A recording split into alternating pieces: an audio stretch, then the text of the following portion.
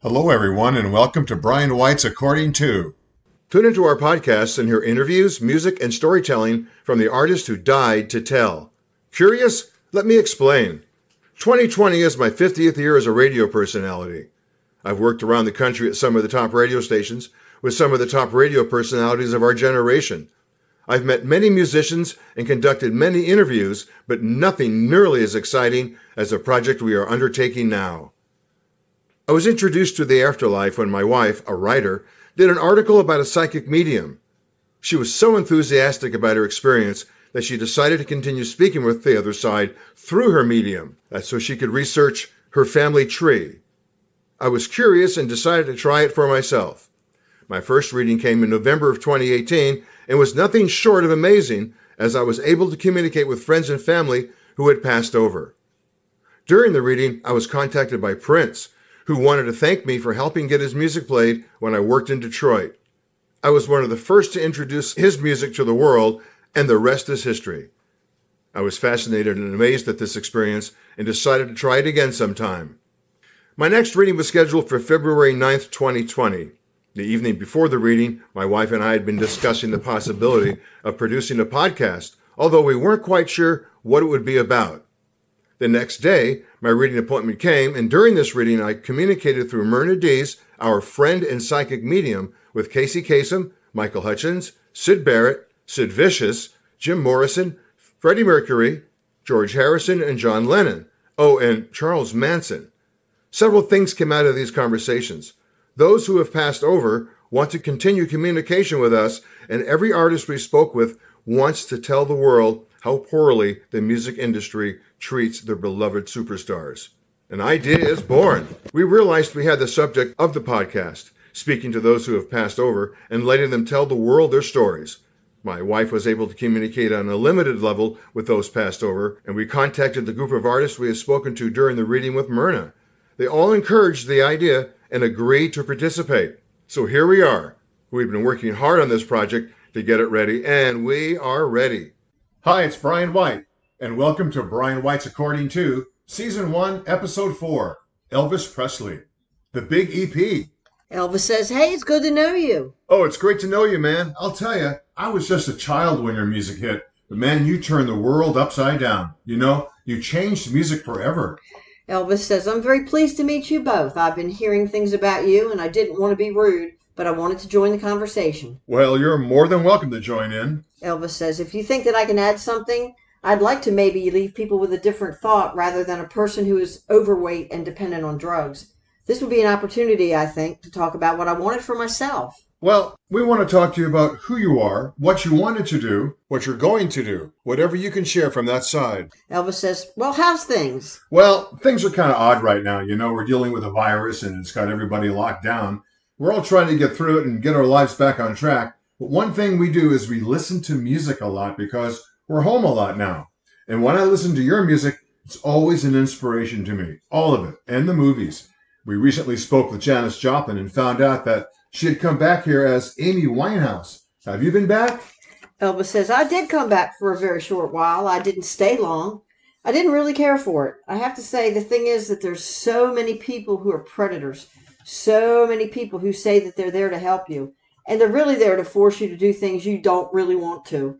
And I think that so many of us, if it's okay to say, have a bit of a weakness, drugs or alcohol. It's an easy trap when you have somebody you trust who's introducing that to you. Wow, that's an easy trap to say, this will get you going, this will stop you going, this will calm you down, this will rough you up. And then when you're sick, nobody wants anything to do with you. Hello, washed up at 40, used up and not sure if there's anything left. So how are you doing there? Are you playing music? Are you writing music? What are you doing? Elvis says, just listening.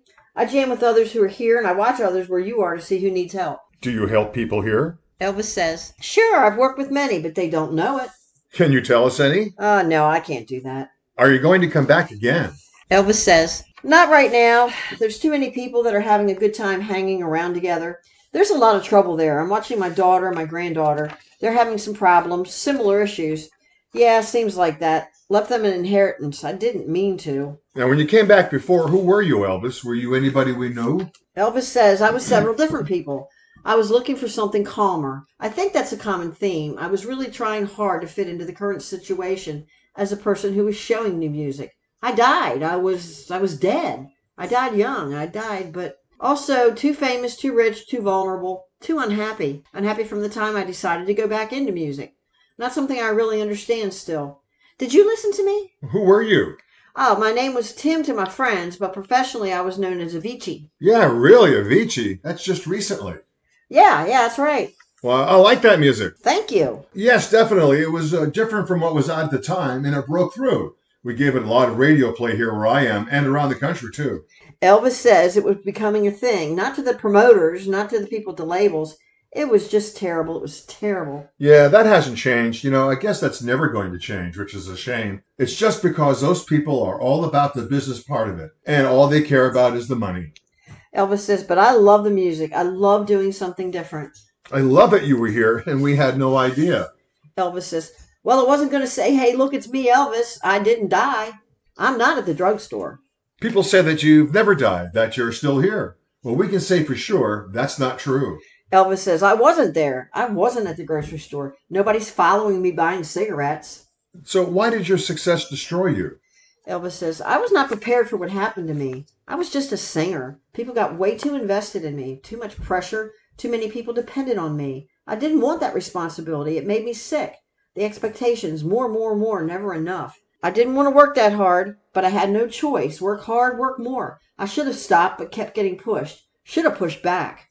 There are millions of Elvis fans around the world, and they don't care about the drugs or the overweight or any of that. That's not relevant. All they know is what a wonderful human being you were when you were here. You always seemed so approachable to me whenever they did interviews with you. That sort of thing. Elvis says, I just love people. I've always loved people. I was raised to be polite and I was raised to be interesting. And I just love people. And especially people who love music because that's a shared language. And it made me more comfortable, not quite so shy with people. When I could say, do you like this singer? Do you like that song? Yeah, I like that one. My favorite times were just being with myself, listening on the radio to the music man. Listen to that. It's always seemed like you had your ego in check. And that's why you were such a star. Because again, you were approachable and you came off as a real human being. Elvis says, well, the way I was raised, you don't get very far with a big head. Well, we've covered a lot, but there's a lot more to your story. And what would you like to talk about next time? Elvis says Avicii. Well, that's what we were hoping you would say. We are so interested in this young man and his music. Renee is becoming a big fan of his. He was very talented, and we can actually see a physical resemblance to you. Elvis says, if there was an opportunity to do such a thing, I would love it. I would be so happy. Yes. And I also hope something good happens for you guys. You're doing a great thing for us. Oh, thank you. Thank you very much. Elvis says, don't quit your day job, Brian.